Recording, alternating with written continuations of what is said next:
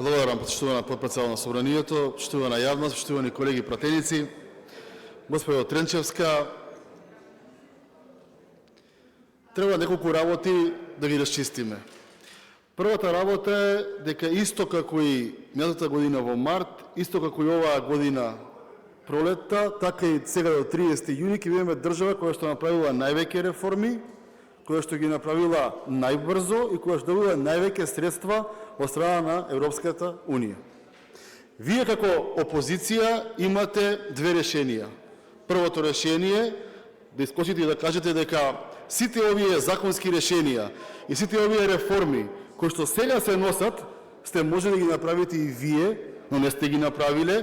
Бевме на опашката на земјите од Западен Балкан, денес сме први и предводиме.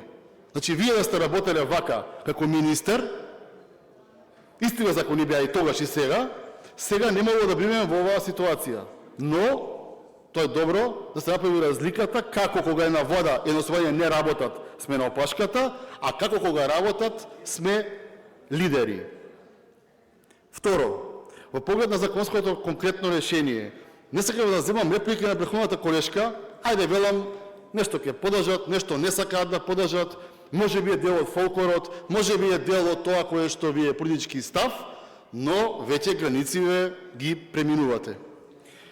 На најдемократски начин беа повикани сите оние кои што директно или индиректно се поврзани со овие две законски решенија, кои што ги гледавме во пакет и за кои што имавме јавна расправа во пакет. Сите од прв до последен беа повикани, точно, имаат две крупни забелешки. Сите, од прв до последен.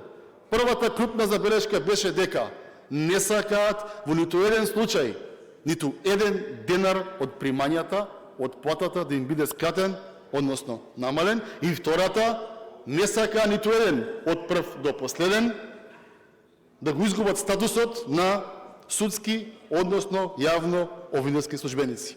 Тие беа двете клучни барања на јавната расправа. Што се случи?